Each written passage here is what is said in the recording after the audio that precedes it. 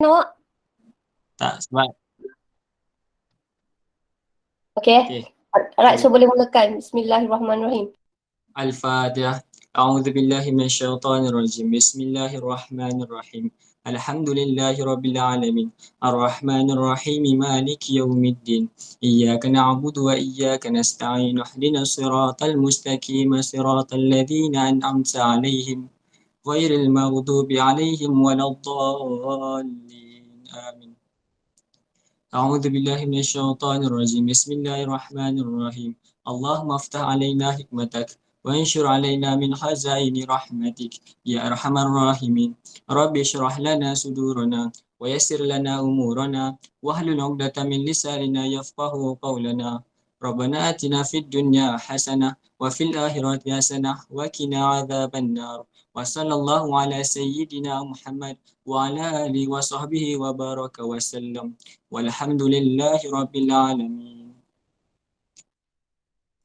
Alhamdulillah. Okay, terima kasih. So hari ni saya pecah sebab entahlah, saya rasa pecah tu saya tak tahulah.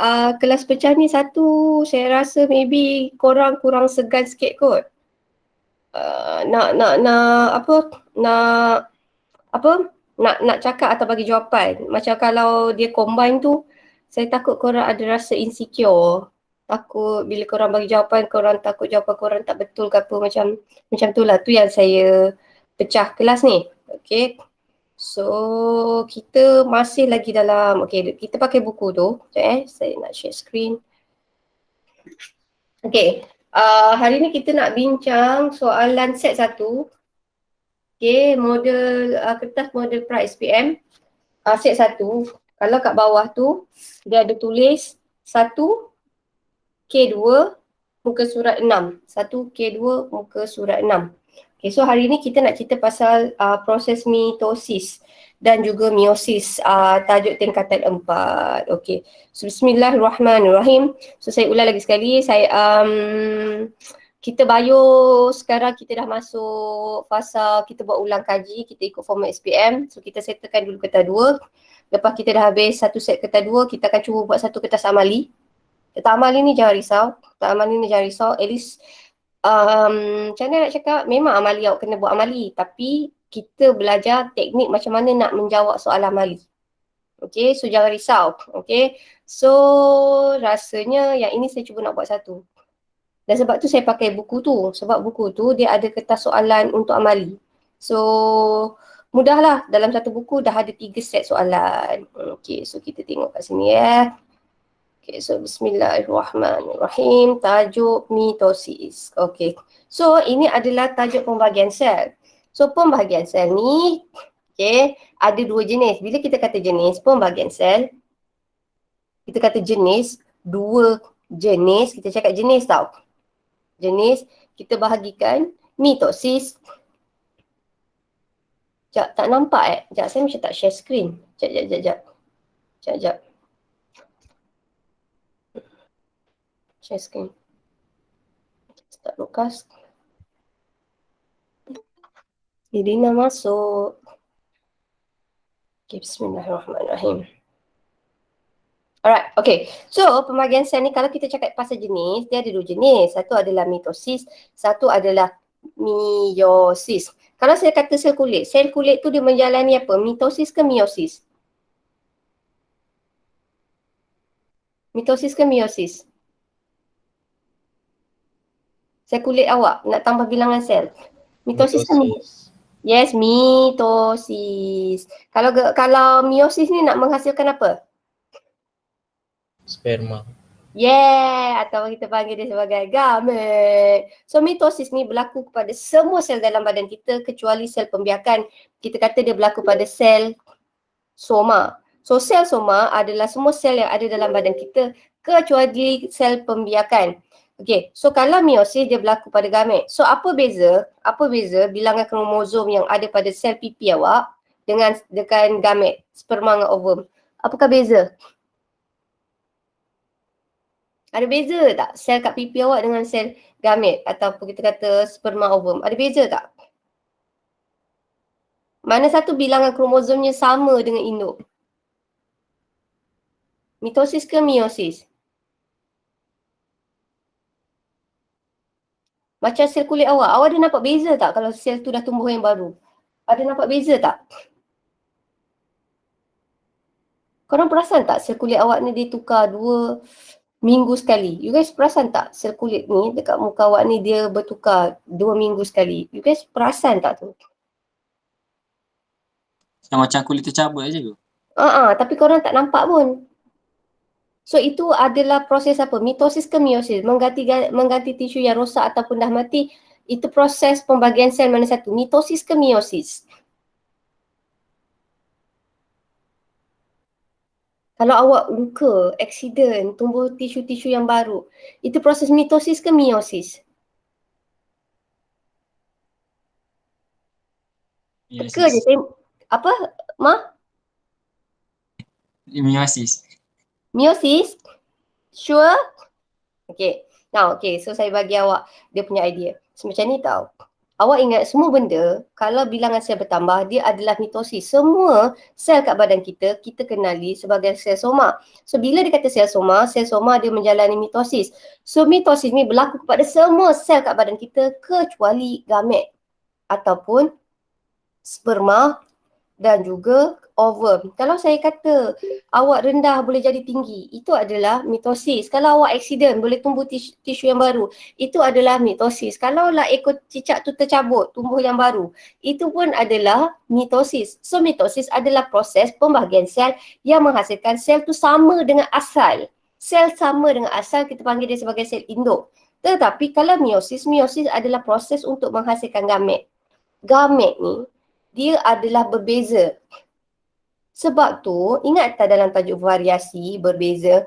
Variasi disebabkan oleh faktor persekitaran dan juga faktor genetik. So dalam variasi, you guys ingat tak dalam variasi,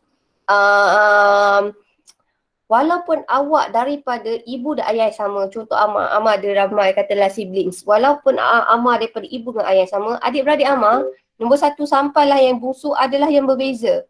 Kenapa? Sebab apabila berlakunya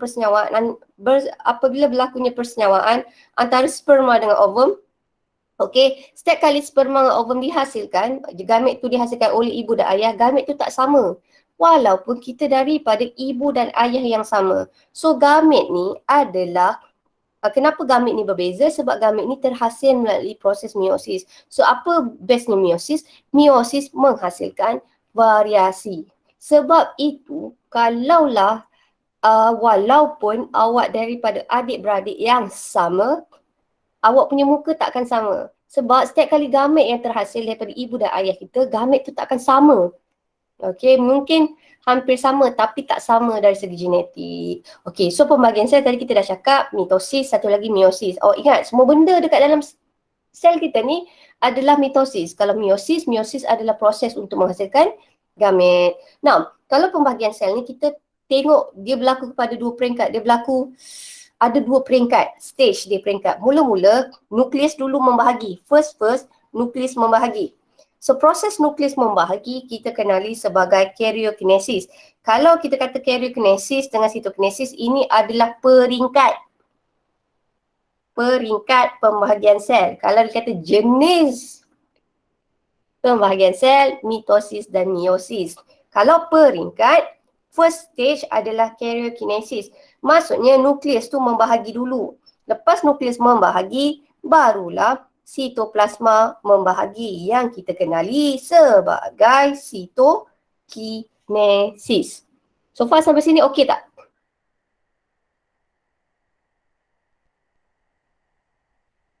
Orang tidur. Okey. So sekarang kita nak tengok dalam pembahagian sel kita ada satu kita yang kita kenali dia sebagai kita sel. So kita sel ni dia terbahagi kepada ini yang banyak ni, ini adalah interfasa. Yang ini pula, ini kita kenali dia, cantiknya tulisan. Okay, yang ini pula, sekejap Okay, yang ini pula, kita panggil dia sebagai fasa M. Fasa M ni terdiri pada mitosis dan juga sitokinesis. Kalau interfasa dia terbahagi kepada 3. G1, S dan juga G2. Now, dalam G1, kalau awak tengok kat sini, dalam G1, awak ingat itu growth 1. So, growth 1 ni kita nak kata masa ni organel membahagi. Jadi 2, 3. Maksudnya dia double, semua double. S ni adalah sintesis. Okay, dalam fasa sintesis ni, asalnya kromosom tu macam ni. Sintesis tu dia akan menjadikan kromosom tu bereplikasi jadi 2 yang dipegang oleh sentroma kat tengah. Kalau fasa G2, ini adalah pengumpulan tenaga. Okay, saya nak bagi contoh, nak bagi ibaratkan kita sel ni macam korang nak ambil SPM. Katakanlah korang nak ambil SPM untuk bio, katakanlah bio tu berlaku katakanlah untuk exam SPM bio 2 hari je. Satu adalah untuk amali, satu lagi adalah Sekejap. Hello. Hmm.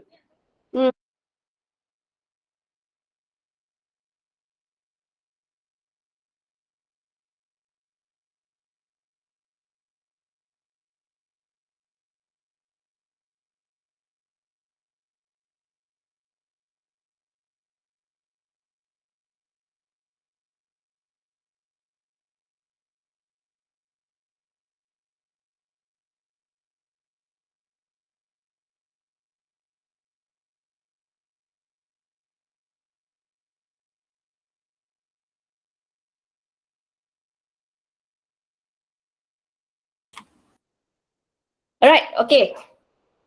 Apa ni? Okay, jap. Okay, so tadi kat mana? Bismillahirrahmanirrahim. Okay, alright. Mana? Dah tua lah. Okay, tadi kita kata dalam peringkat kita sel tau. So kita sel kita terbahagi kepada 2. Satu adalah interfasa, satu lagi adalah fasa M. Saya nak cakap macam SPM adalah 2 tahun, SPM adalah 2 hari je untuk biologi. Tapi korang belajar untuk bio selama 2 tahun.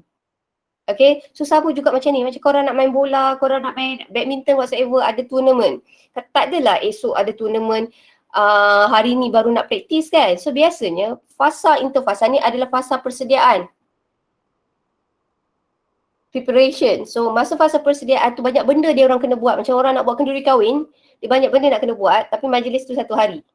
Okay, so fasa interfasa ni adalah fasa yang penting untuk meredikan, nak bagi the cell tu ready untuk peringkat yang paling penting, iaitu adalah fasa M. Fasa M terbahagi kepada 2. Satu adalah mitosis, satu lagi adalah sitokinesis. Okay, now so kita tengok kat sini. Pembahagian sel ni kita kata dia terbahagi kepada 2 peringkat. Peringkat tadi dah cakap. Okay. Nah, peringkat mitosis kita boleh bahagikan kepada 4, pakmat. Okay, so fasa 1, okay, yang pertama adalah profasa, yang kedua adalah pakmat, metafasa, yang ketiga adalah anafasa, yang keempat adalah telofasa. So mula-mula adalah profasa, sekejap saya tukar pen. Mula-mula adalah profasa. Masa peringkat profasa, awak ingat dalam mitosis, hero dia adalah kromosom. Dan satu lagi, hero kromosom, dia punya asisten yang paling penting adalah GG, which is gentian gelendung. Macam korang tengok cerita, drama, korang tak kisah pak pacak kan. Korang biasa tengok hero atau heroine kan. So dalam kes ni pun sama. Hero dia, saya bagi hero dia atau heroine dia kromosom. Satu lagi yang dia punya side, pembantu yang paling penting sidekick dia adalah gentian gelendung. So kita nak cerita macam ni. Masa profasa, saya bagi awak keyword. Profasa, kromosom pendek dan tebal. Awak ingat Doraemon, pendek, tebal. So kromosom ni adalah pendek dan juga tebal. Masa ni GG baru tidak terbentuk dengan spooner, baru terbentuk.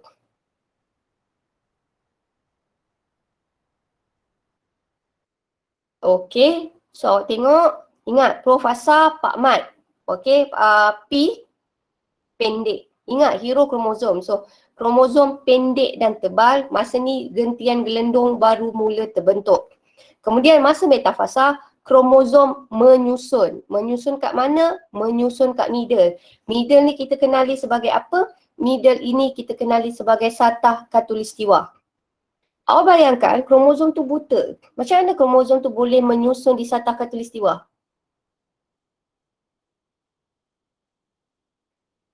Macam mana kromosom tu boleh menyusun di satah khatulistiwa? Siapa yang boleh tolong? Siapa yang tolong kromosom tu menyusun dekat satah khatulistiwa? Gigi. Gigi, yes, very good. Lama tak dengar suara Fakri. So, adalah kita kata gentian gelendong. So, gentian gelendong ni yang menarik kromosom di tengah. Dan gentian gelendong ni nanti yang menarik kromosom asing ke kutub bertentangan. So, ingat kromosom menyusun kat middle. Kemudian, ni peringkat kedua. Peringkat ketiga, okay, A, anafasa, asing. Kromosom tu bergerak ke kutub bertentangan. Tetapi pada masa ni, kita tak panggil dia sebagai kromosom. Saya kenali dia sebagai kromatid. Kenapa masa ni, masa metafasa ni, saya panggil dia sebagai kromatid. Kalau saya labelkan satu ni saya panggil dia sebagai kromatid. Kenapa saya panggil dia sebagai kromatid? Kenapa saya tak panggil dia sebagai kromosom? Kromatid ni akan bergerak ke kutub bertentangan, yang tolong dia bergerak, nampak tak? Gigi juga yang tolong dia.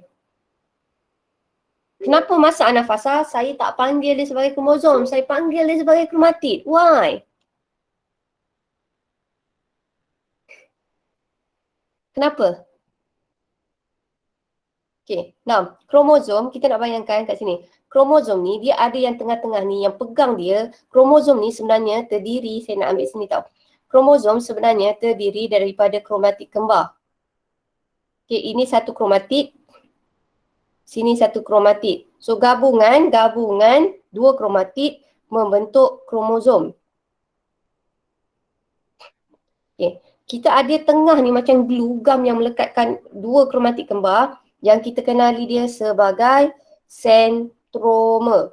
Jangan terbalik tau.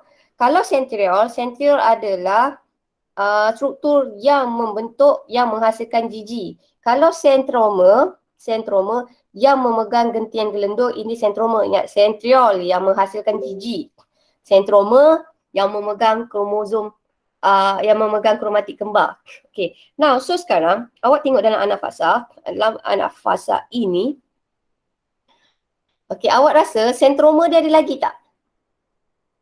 Ada lagi sentroma tak? Sentroma ada lagi tak? Tak ada. Ya, very good. Thank you Iman. Thank you Huda. Okay, tak ada. Thank you Radi. Tak ada. So sekarang bila tak ada, kita kata dia sebagai kromatid. So apa yang berlaku masa anafasa? Anafasa kromatid bergerak. Ana ni asing tau. Asing. Okay. So anafasa ni kromatid bergerak ke kutub bertentangan. Okay, dia bergerak ke kutub bertentangan.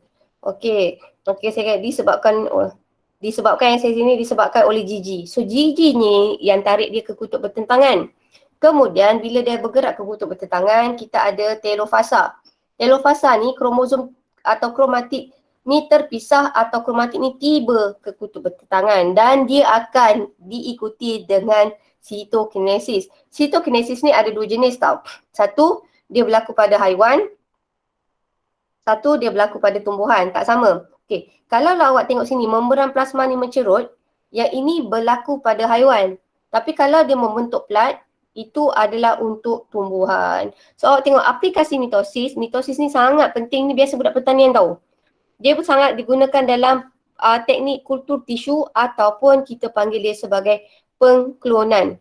Okey, pertanian belajar tak? Apa bestnya tumbuhan tu dihasilkan melalui proses pengklonan atau kultur tisu. Apa bagusnya kalau tumbuhan tu terhasil melalui proses pengklonan daripada kita tanam biasa?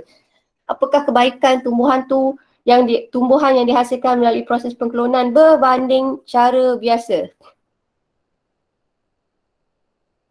Apakah kebaikan dia? Apakah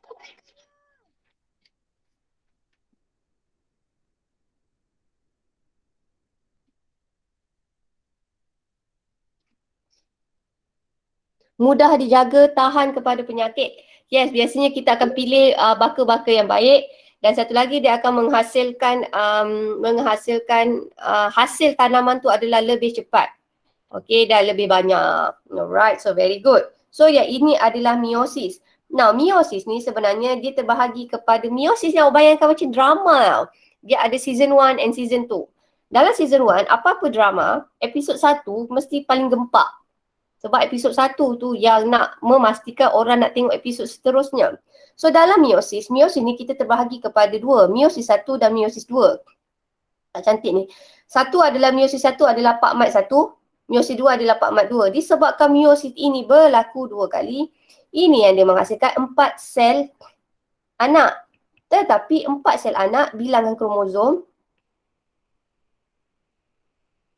separuh daripada induk yang kita kenali sebagai haploid ataupun N.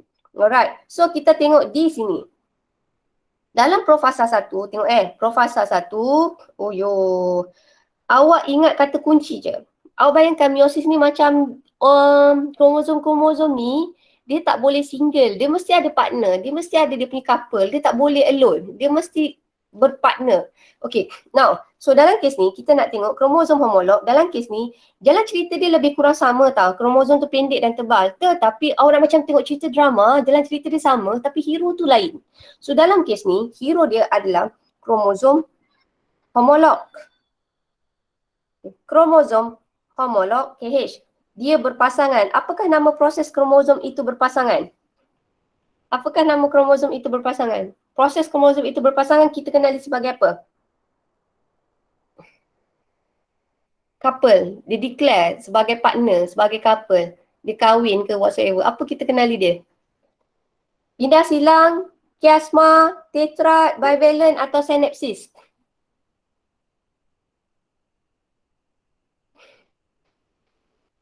Kromosom homolog tu berpasangan. What do we call?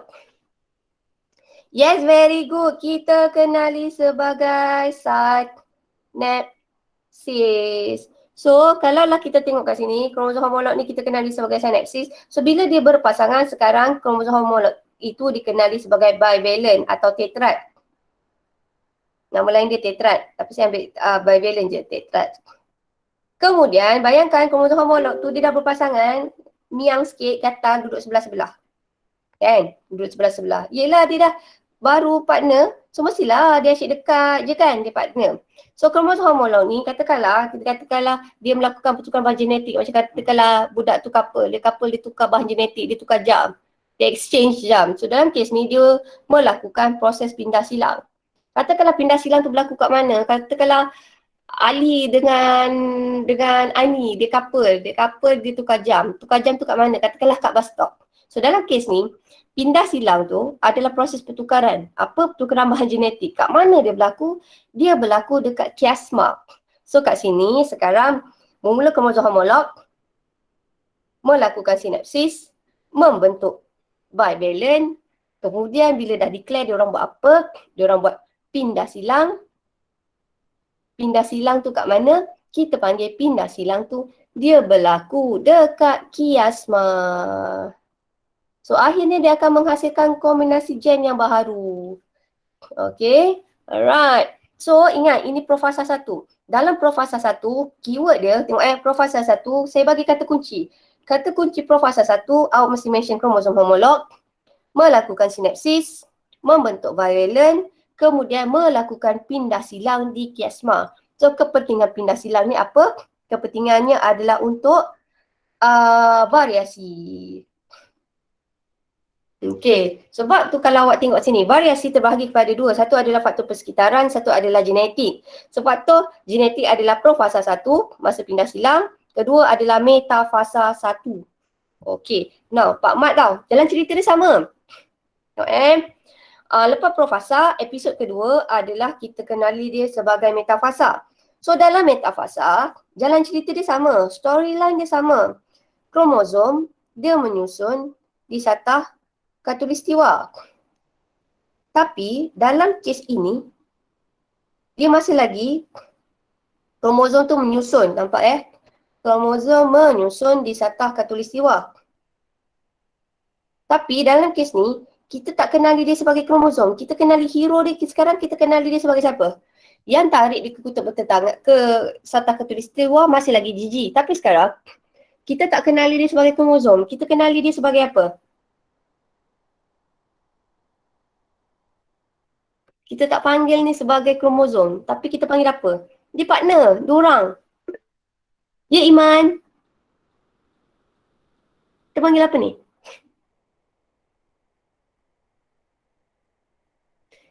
Dot. Menyusun di satah khatulistiwa. Ditarik oleh gentian gelendung, menyusun di satah khatulistiwa. So, siapa yang menyusun kat satah khatulistiwa? Saya bagi 3 jawapan. Kromatik, kromosom atau kromosom homolog. Mana satu? Kromatik, kromosom atau kromosom homolog? Kromatik. Okey, siapa setuju kromatik? Ini kromatik kan? Kalau kromatik macam ni tau. Kromatik separuh ni, ini kromatik. Kalau tambah lagi separuh, ini kromosom. Sekarang yang korang nampak, kromatik ke? Yes, very good Ain. Kita panggil dia sebagai kromosom homolog. Kenapa kromosom homolog? Sebab yang menyusun ni adalah dua kromosom yang sama. Homo adalah sama. Okay, so kromosom homolog adalah kromosom yang sama. So kromosom ni menyusun kat satah khatulistiwa. Tapi penyusunan kromosom di satah khatulistiwa ni adalah secara bebas. Maksudnya bukanlah merah ni mesti dengan biru. Maksudnya bukannya semestinya dia belang-belang. Dia boleh jadi merah dengan merah, biru dengan biru. Ini adalah dalam variasi. Faktor-faktor yang menyebabkan variasi ada 3. Satu adalah pindah silang, satu adalah penyusunan kromosom secara dekat metafasa. Sekejap Sekejap. Saya punya bateri habis lah. Okay. Bismillahirrahmanirrahim. Alright. Okay. So sekarang ini adalah metafasa. So metafasa jalan cerita dia sama. Dia tetap menyusun dekat satah khatulistiwa. Senang kata, storyline mana-mana metafasa belakang ni semua sama. Menyusun di satah khatulistiwa. Bezanya, hero dia je beza. Kalau mitosis, kromosom. Okay. Kalau meiosis satu, kromosom homolog. Okay. Now sekarang, dalam anafasa 2, sama. Kromosom akan asing ke kutub bertentangan. Tapi tadi, yang terasing ke kutub bertentangan adalah kromatid. Sekarang, saya tak panggil dia kromatid. Yang asing ke kutub bertentangan masa anafasa 1 ni, saya kenali dia sebagai kromosom. Kenapa saya tak boleh panggil kromatid? Kenapa saya kena panggil dia sebagai kromosom? Why? Yang ni pula saya tak boleh panggil kromatid tapi saya kena panggil dia sebagai kromosom. Why? Kenapa? Kenapa saya tak sesuai panggil kromatid? Sebab yes, very good Ain. Sebab dia belum berpisah. Sebab kat tengah-tengah ni masih ada sentroma. Thank you so much Ain. So sekarang disebabkan kromosom tu yang berpisah bukan kromatik. Awak nampak di telofasa kromosom tiba di kutub bertentangan. So sekarang asalnya ada 4. Ni kan 4. 1, 2, 3, 4. 4 kromosom. Masa peringkat anafasa, yang ke kutub bertentangan dah jadi 2. 1, 2. 1, 2. So kat sini ada 2 kromosom je. Okey, kromosom. Okey, tapi sel anak baru 2. 2 kromosom tapi sel anak baru 2. Ni sel anak baru 2. So oleh itu dia akan menjalani meiosis kedua untuk akhirnya menghasilkan 4 sel anak. So meiosis adalah proses pembahagian sel yang menghasilkan berapa? So saya tulis sini ya. Meiosis adalah proses pembahagian sel yang hasilkan berapa sel anak? Kira-kira ada berapa ni? 1, 2, 3, 4. So hasilkan 4 sel menghasilkan 4 sel anak. Dalam tu kromozomnya ada berapa? 2 ke 4. Dalam ni kromozom dia ada berapa? Setiap sel anak ni kromozom dia ada berapa? 2 ke 4? Ni ada 2 ke 4? Saya pilih ni. Ni ada 2 ke 4?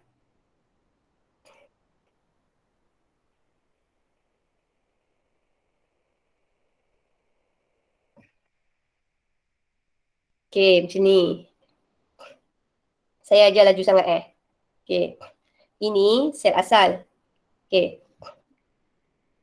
Bismillahirrahmanirrahim. Okey, ini sel asal. Sel asal, kromozom dia ada, okey, sekejap Bismillahirrahmanirrahim. 1,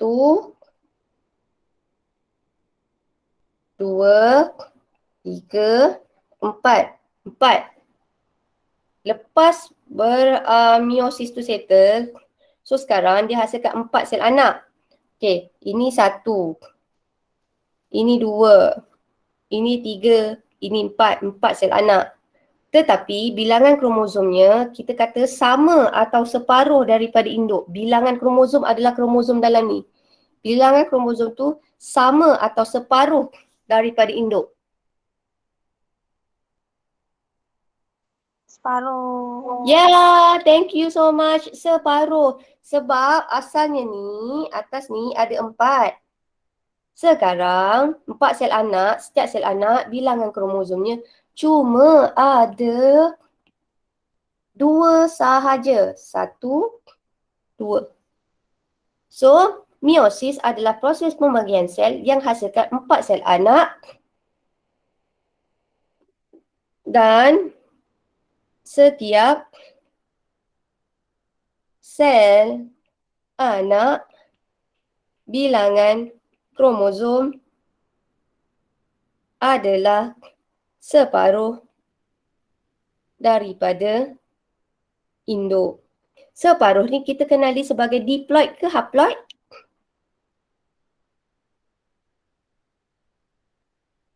Separuh haploid. Yeah, thank you haploid. So haploid hurufnya adalah N. Okay, right. Tak apa, relax.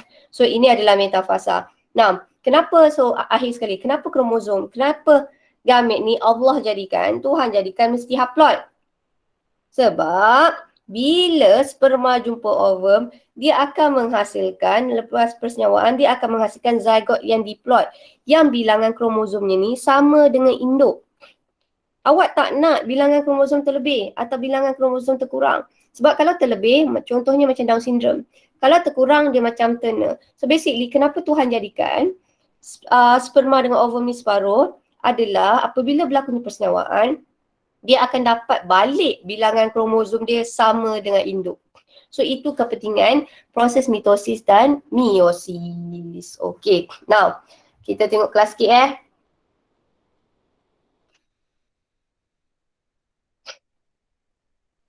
Alisa, siapa yang nak buat? Amar buat ke Ma? Ke Amar? Sekejap. Udah? Udah ada buat? Okay, galactosa. Udah buat yang mana? Okay, now. Okay, right. Jom, kita tengok soalan dulu. Okay, ini soalan ni, okay, dalam buku awak kalau ada buku awak boleh tulis. Adalah set 1, kertas 2, muka surat 6.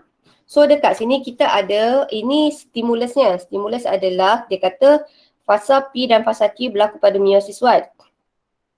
Ni stimulus. Lepas tu awak tengok daripada gambar. Okay. Meiosis ni kita boleh pecahkan kepada Pak Mat. Pak Mat 1. So P ni awak teka dia mana satu? Profasa ke, metafasa ke, anafasa atau telofasa?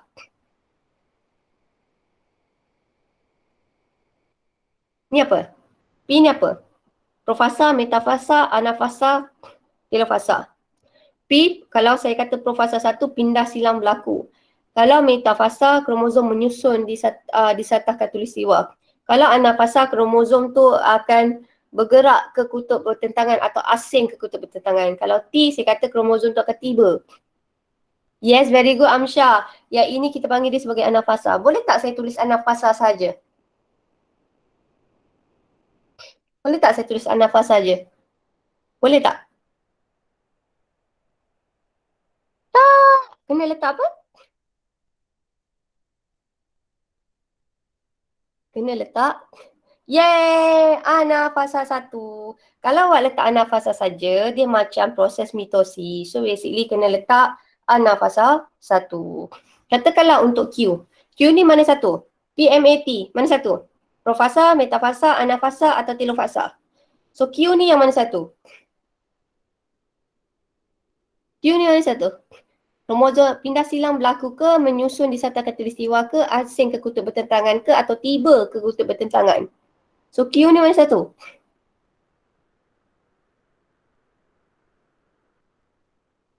Line saya okey tak? Q ni mana satu? Come on guys. Saya, Metafasa juga. yes metafasa, thank you Fakri. Come on. Sekejap metafasa. Okay. Katakanlah kalau awak tak nak jawab, tak nak cakap, at least kalau awak type pun tak apa. Sebabnya macam ni, kenapa saya nak juga suruh awak jawab? Sebab yang nak SPM tu awak, bukan saya. Kalau saya sendiri jawab, saya sendiri tanya, sendiri jawab, saya mungkin pandai. Tapi rugilah sebab bukan saya yang masuk SPM kan. Kalau saya boleh untuk awak, saya masuk, saya ambilkan SPM untuk awak. Tapi takkanlah saya nak ambilkan untuk 55 budak kan. Okay, now kita tengok sini. Dalam proses ni, kita pentingkan jalan cerita dia, storyline dia sama tau. Kalau dalam anafasa 1, apakah yang berlaku dalam anafasa 1?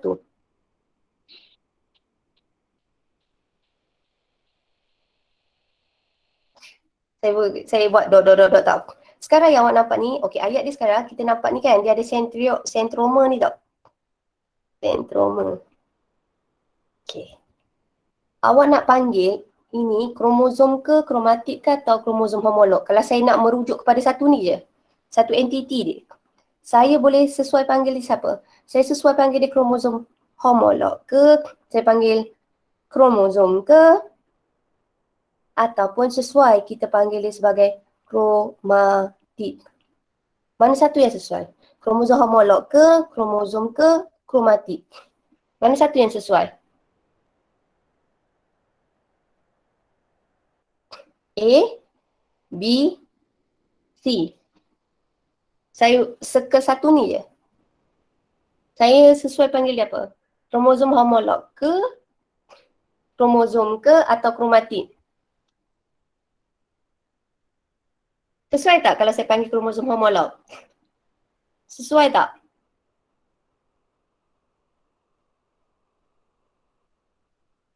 Boleh tak saya tulis kromosom homolog?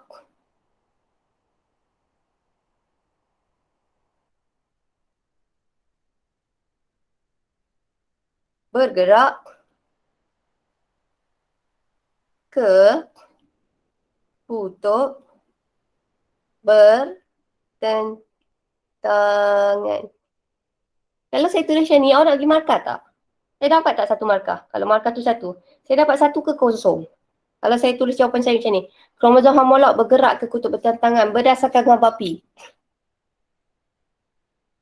Betul cikgu. Betul cikgu? Okay, right. So, okay. Saya rasa awak confuse dalam buku kot. Sekejap, saya faham. Kromosom, buku teks awak tulis kromosom homolog ke? Macam ni tau.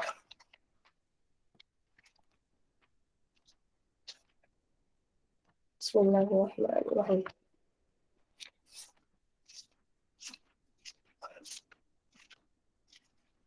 Bab 6. Tulis kromosom homolog ke? Okay. Okay, so saya tunjuk awak nota lagi sekali tau. Okay. Kalaulah sekejap. Dia tunjuk macam ni, okay. Sebab tu, faham. Okay, kalau awak nak buat kromosom homolog macam ni. Saya tahu kenapa. Dalam buku teks tu dia tulis kromosom homolog kan. Tapi sebenarnya macam ni tau. The best way. Okay, kalau saya kata kromosom homolog ni bergerak ke kutub bertentangan. Yang awak kata nak kromosom homolog, awak kena labelkan 2. Tapi kalaulah saya ikut saya punya, awak tengok dekat sini, yang bergerak sekarang adalah kita panggil dia sebagai kromosom. Okay, macam ni tau, macam ni. Sekarang, mula-mula, masa metafasa, awak nampak diorang jalan berdua. Kalau dia berpasangan begini, ini kita panggil sebagai kromosom homolog. Homolog sebab dia 2. Tapi sekarang, dia bergerak ke kutub bertentangan. So, the best way, ayat dia, awak tak boleh panggil kromosom homolog sebab dia dah putus. Dia dah break. Dia dah tak couple lagi. So, sekarang, yang bergerak ke kutub bertentangan, kita panggil dia sebagai kromosom. Okay? Alright? Tapi kalau katakanlah buku teks kata kromosom homolog pun saya bagilah. Tapi saya bagi jawapan yang betul je ni. Senang kata macam ni. Saya ajar style saya. Kalau dia 2, macam ni. Homolog mesti ada partner. Mesti ada boyfriend, girlfriend. Dia mesti boyfriend dengan girlfriend. So masa dia dekat peringkat ni, awak bayangkan, nampak pen? Kalau dia jalan 2 macam ni, ini kromosom homolog. Tapi sekarang, masa anafasa, kromosom homolog ni, satu pergi utara, satu pergi selatan. So kita nak cakap kromosom homolog tu berpisah. Sebab dia bukan, kalau saya kata kromosom homolog bergerak ke kutub bertentangan, dua-dua ni akan bergerak ke kutub bertentangan. Tapi sekarang awak nampak tak? Yang bergerak ni satu-satu. Okay, kenapa saya tak panggil dia kromosom homolog? Sebab macam ni. Okay, saya rasa awak dah confused kot. Macam ni. Ini pendek. Tahu? Gambar ni kot tak jelas. Yang ini panjang.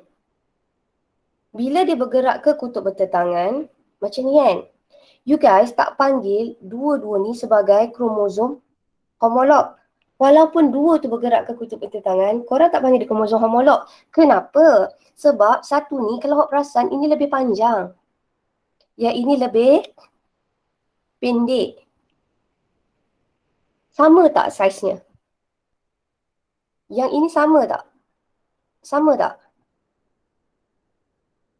Tak sama kan? Macam ni. Ending dia akan jadi macam ni tau. Ending dia, awak akan dapat satu kromosom panjang, satu kromosom pendek. Sini pun sama, awak akan dapat satu kromosom tu panjang, satu kromosom pendek.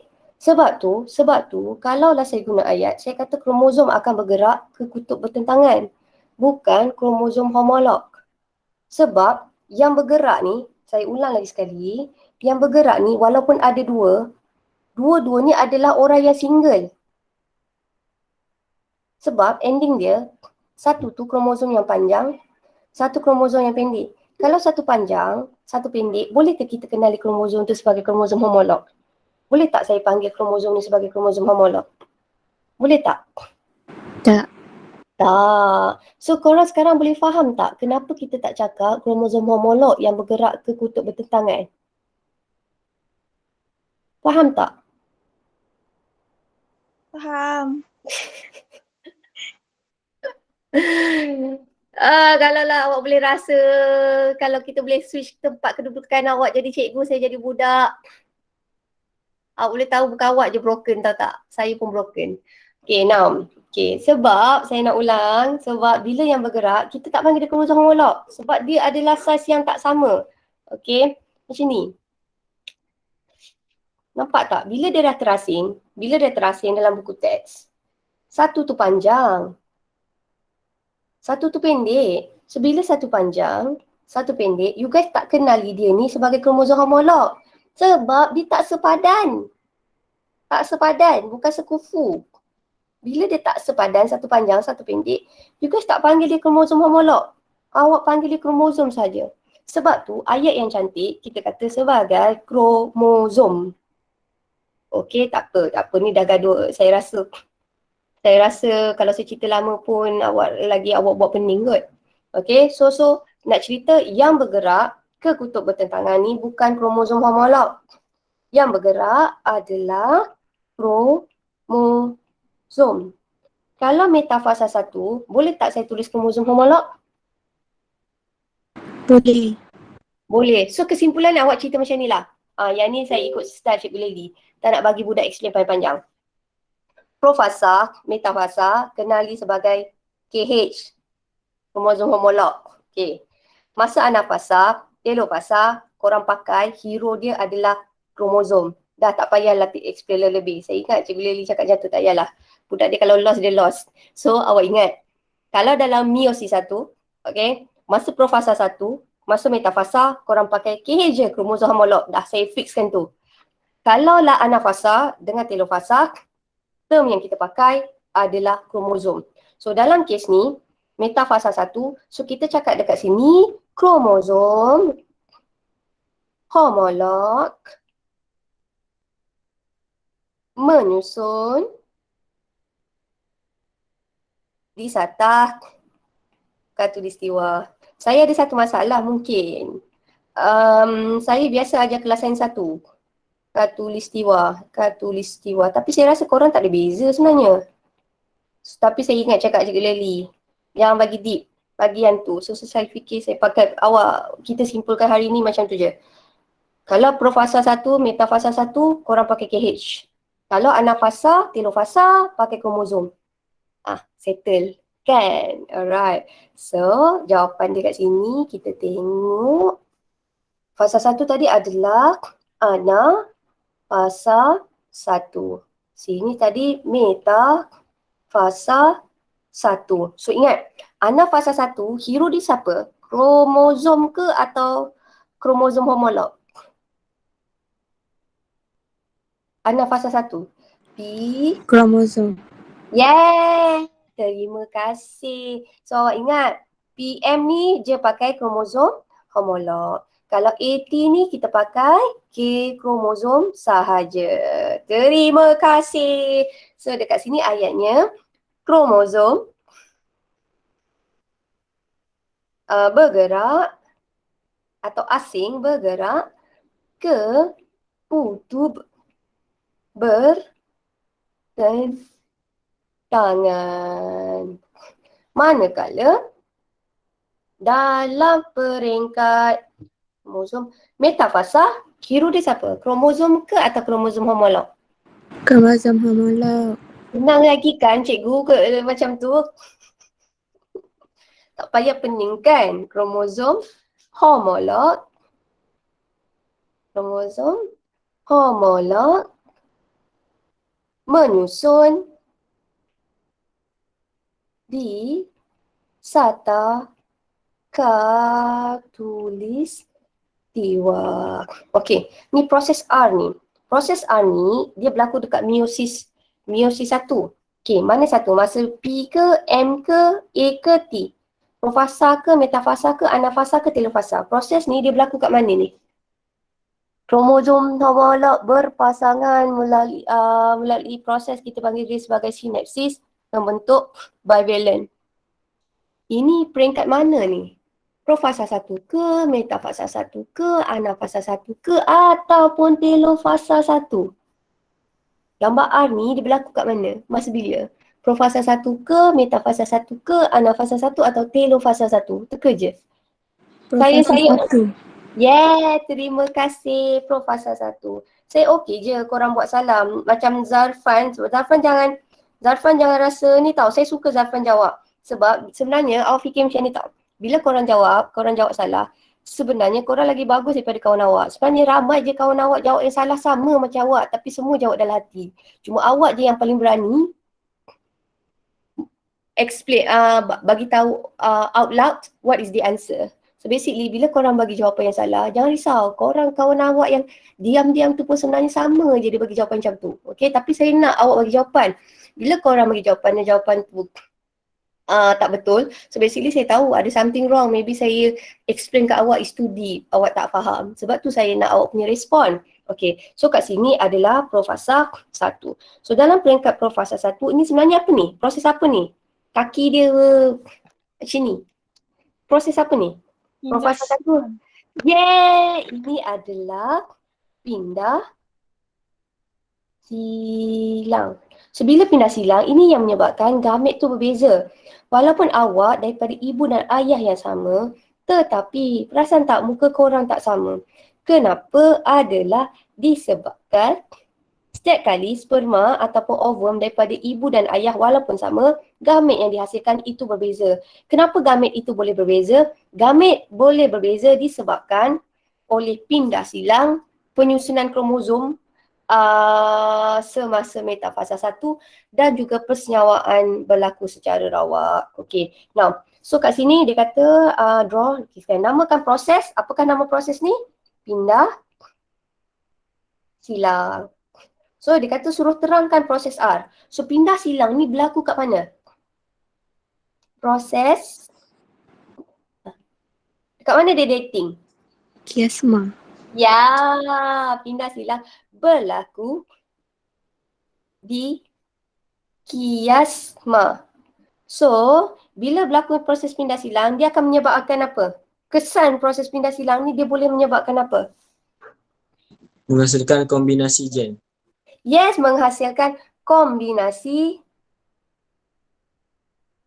yang baru. gen baharu ataupun paling mudah, dia akan menghasilkan variasi ataupun paling mudah lain pertukaran bahan genetik. Ini Genetik. adalah soalan SPM tau. Biasanya dia tanya apakah kepentingan pindah silang. Kepentingan pindah silang ada banyak. Kombinasi gen baharu, variasi dan pertukaran bahan genetik. Alright. So seterusnya. Okey. Ini berlaku pada hujung pucuk yang kita panggil, ini adalah tisu ni tisu tumbuhan jenis tisu muda. Ingat tak? Sel tumbuhan terbahagi kepada dua. Satu adalah, tisu tumbuhan terbahagi kepada dua. Satu adalah tisu meristem, satu lagi adalah tisu kekal. Teka, ini gambar tisu meristem ke tisu kekal? Ni soalan tingkatan 5. Teka, meristem ke kekal?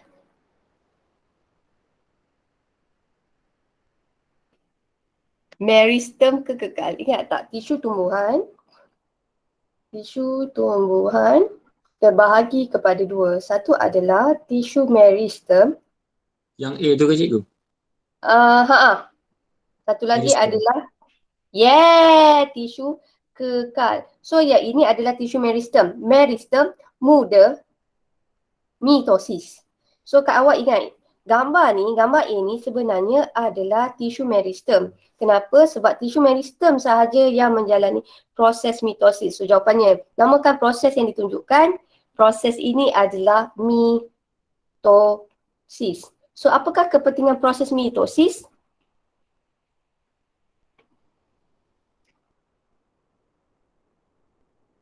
Kalau awak nampak, daripada 1 jadi 2, daripada 2 jadi 3, 3, 4, lepas tu jadi banyak. So apakah kepentingan proses mitosis? Apakah kepentingan proses mitosis? Menyebabkan peningkatan pemanjangan. Okey, peningkatan pemanjangan kerana bilangan Sel bertambah. yes. So kat sini kalau awak nampak, dia akan menyebabkan bilangan sel bertambah. Oleh itu, barulah kesannya sel memanjang. Sebab macam ni, dia kata macam ni. Kenapa saya tak ambil yang memanjang? Sebab dia kata mitosis. So mitosis ni apakah kepentingannya? Dia adalah menambahkan bilangan sel. Kalau dia kata apakah kesan? Dia menyebabkan sel itu memanjang. So last kali. So ini teknik apa ni? Kita ambil ada satu bahagian sel akar, lepas tu jadi callus dia akan jadi klon. Nampak je perkataan sini klon. So apakah nama proses ni?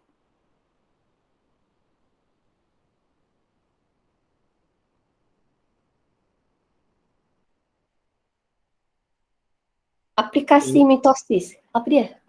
Ya, pengklonan atau nama lain?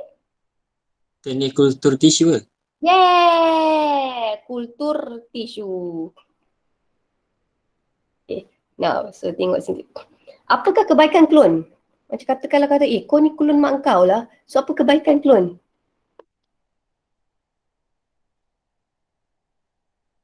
Kalau lu ada orang cakap, kau klon macam bapak kau lah. So apakah itu klon? Apakah itu klon? Apa ciri klon? Kebaikan dia lebih bagus. Dia lebih- Ciri. Ama kalau saya cakap sebab saya tak kenal parents awak. Kalau orang kata, kau klon bapak engkau. Dia kata ciri something yang boleh nampak fizikal dia. Apakah ciri klon? Saya ada satu pen. Saya buat lagi satu pen. Kata, kau klon kan dia? Apa yang apa dia punya ciri klon? Sama. So senang kata sama dengan induk. Alright, so homework, esok kita ada kelas lagi, muntah korang dengan Bayu. So, esok korang cuba jawab soalan nombor 3 ni. Soalan C. Sini dengan sini. So, korang cuba jawab yang ini. Nanti Amsha, snap awak punya jawapan bagi saya. Snap yang ni. Lepas tu, esok kita nak discuss soalan yang ini. Senang kata siapa-siapa yang dah siap. Soalan nombor 6 ni. Dan juga soalan nombor 8, korang boleh snap. So besok kita akan discuss jawapan dia yang ini. So itu sahaja. Saya minta maaf atas segala salah dan silap. So do you have any question? So hari ni saya tak ada refleksi. Cuma awak angkat tangan je lah refleksi. Saya buat refleksi lah sikit. Refleksi saya buat 2 je. Refleksi hari ni refleksi PDPR hari ini. Refleksi PDPR hari ini. Saya pecah je 2. Apa Mariana buat ni? Refleksi hari ini. So, siapa yang faham antara 20 hingga 50%? Tak 40% je lah. 40%. Siapa yang boleh faham antara 41 hingga 60%? Siapa yang faham antara 61 hingga 80%? Siapa yang boleh faham antara 81 hingga 100%? So, launch. Okay, so awak boleh klik kat situ. So, hari ni kita punya kefahaman. Yang ini sebenarnya PDPR ni saya suka sebenarnya dia macam mana nak cakap, tak adalah kita rasa macam shock sendiri. Sebabnya at least korang boleh faham. Ini adalah refleksi untuk diri sendiri tau. You guys boleh tahu you guys kat mana. Okay, Alhamdulillah. Okay, maksudnya kalau siapa yang tulis 40, maksudnya tajuk ni susah sikit untuk awak. Betul tak? So, yang dah vote dekat sini ada 15 orang. Okay, 16 orang, come on. So, yang katakan boleh kefahaman awak adalah 61 hingga 100%. Ada lebih kurang berapa peratus ni? 13 orang cakap boleh faham. Come on guys. Okay, tajuk ni memang mencabar lah untuk korang. 20. Susah sikit tajuk ni. Tak apa. At least kalau korang tahu susah, korang nanti habis kelas nanti, korang cuba buat latihan. Buat latihan objektif sekali. Alright, so 20 orang. So sekarang 20 orang. 14 orang kefahaman awak adalah lebih daripada 60%. 6 orang je kefahaman dia hingga 41 hingga 60%. So yang 6 orang ni korang boleh buat ulang kaji lagi sekali untuk tajuk yang ini. So itu sahaja guys. Saya minta maaf atas segala salah dan silap. Hari ni saya tamak tau. Saya ada 3 kelas. 5 UM, 5 UM, 5 UPSI, lepas ni 5 UITM. So itu sahaja.